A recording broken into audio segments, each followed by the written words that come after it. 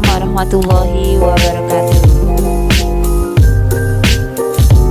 Modul 2.2 Koneksi antar materi tentang pembelajaran sosial dan emosional. Sebelum mempelajari modul ini, saya berpikir bahwa pembelajaran sosial dan emosional adalah pembelajaran tentang sopan santun atau bagaimana cara berperilaku seorang anak kepada orang yang lebih tua maupun teman sebayanya.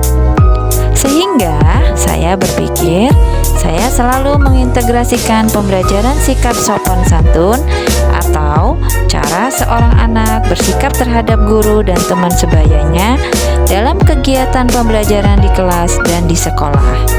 Setelah saya mempelajari modul ini, ternyata pembelajaran sosial dan emosional bukan hanya bagaimana anak memperlakukan orang lain, tapi yang lebih penting adalah bagaimana anak mengenali diri sendiri dan mampu mengelolanya sehingga bisa berinteraksi dengan teman sebaya atau orang lain dengan baik dan mampu mengambil keputusan yang bertanggung jawab. Sehingga saya membiasakan anak untuk emosi yang ada dalam dirinya sebelum memulai pembelajaran dan mengajak anak melakukan teknik STOP sehingga murid dapat belajar dalam kesadaran penuh dan menerima pelajaran dengan baik.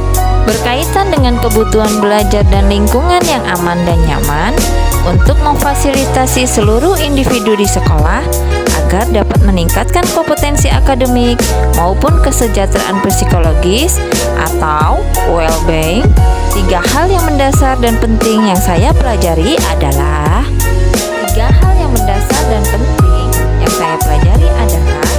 pertama, 5 kompetensi sosial dan emosional, antara lain kesadaran diri, manajemen diri, kesadaran diri, keterampilan berelasi, dan pengambilan keputusan yang bertanggung jawab. Kesadaran penuh atau mindfulness adalah kesadaran yang muncul ketika seseorang yang memberikan perhatian secara sengaja atau sadar pada kondisi saat sekarang yang dilandasi rasa ingin tahu tanpa perlu dipelajari dan ditumbuhkan pada diri sendiri. Yang kedua yaitu kesejahteraan psikologis atau yang biasa kita sebut well-being, adalah sebuah kondisi individu yang memiliki sikap yang positif terhadap diri sendiri dan orang lain, dapat membuat keputusan dan mengatur tingkah lakunya sendiri sehingga kebutuhan dirinya dengan menciptakan dan mengelola lingkungan yang baik itu akan terpenuhi. Saat di kelas, saya akan membudayakan dan mengintegrasikan pembelajaran sosial emosional dalam setiap pembelajaran yang akan saya lakukan. Misalnya, membuat roda emosi di kelas yang akan diisi oleh siswa sebelum pembelajaran dimulai.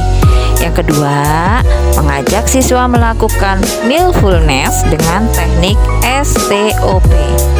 Ketiga, pembelajaran dilaksanakan secara individu atau berkelompok sehingga terpenuhi kebutuhan KSE dan menghadirkan setiap peristiwa yang ada, maka siswa mampu mengambil keputusan secara tanggung jawab.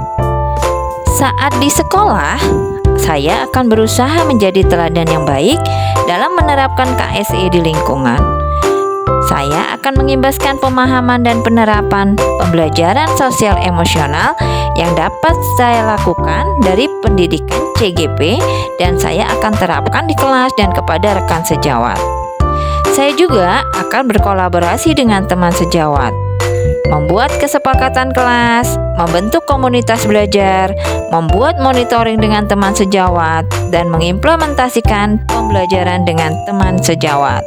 Keterkaitan antar materi beberapa modul, yaitu yang pertama, modul 1.1 tentang filosofi Bapak Ki Hajar Dewantara, modul 1.2 mengenai nilai dan peran guru penggerak, modul 1.3 yaitu visi guru penggerak, modul 1.4 mengenai budaya positif, modul 2.1 pembelajaran berdiferensiasi, dan modul 2.2 pembelajaran sosial dan emosional.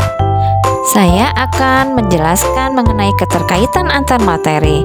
Yang pertama, modul 1.2, yaitu mengenai nilai dan peran guru penggerak. Pembelajaran sosial dan emosional akan mampu untuk membuat seseorang guru menyadari dan memahami nilai-nilai dan perannya sebagai seorang guru penggerak.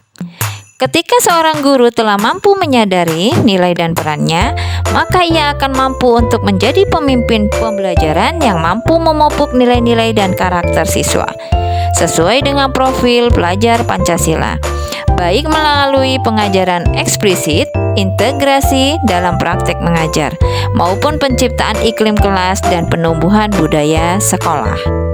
Modul 1.3, melalui PSE dan pendekatan inquiry apresiatif Bagja, kita akan mampu untuk menggali nilai-nilai positif yang ada dalam diri siswa, yaitu dapat kita jadikan sebagai sebuah visi yang nantinya akan menjadi sebuah kebiasaan dan budaya dalam sekolah. Pengejawatan visi tersebut akan terwujud melalui pembelajaran sosial dan emosional yang kita laksanakan sehingga akan membentuk profil pelajar Pancasila. Modul 1.4, yaitu budaya positif. Melalui pembelajaran sosial dan emosional, baik guru dan murid akan mampu untuk menyadari dan mengontrol emosi maupun potensi diri mereka, sehingga akan mampu mendukung penciptaan budaya-budaya positif baik di kelas maupun di sekolah. Ketika budaya-budaya positif telah terwujud, maka tujuan pendidikan yakni menciptakan profil pelajar Pancasila pun akan terwujud. Modul 2.1, yaitu tentang pembelajaran berdiferensiasi. Untuk mewujudkan pembelajaran berdiferensiasi, guru harus mampu mengenali karakter kelasnya.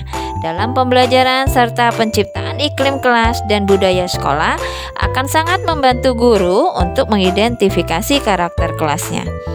Hal ini akan sangat berguna sebagai bahan pertimbangan dalam penentuan strategi pembelajaran apa yang akan diterapkan di kelasnya, dan pengintegrasian PSE juga akan mampu mendukung guru untuk menciptakan suasana belajar yang mengundang murid sehingga pelajaran berdiferensiasi dapat terlaksana dengan aman dan nyaman.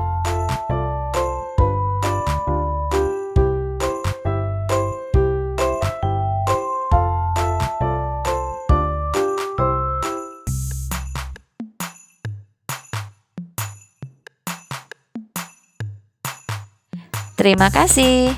Terus bergerak menuju Indonesia maju. Bergerak, tergerak, dan menggerakkan. Wabillahi taufiq wal hidayah. Wassalamualaikum warahmatullahi wabarakatuh.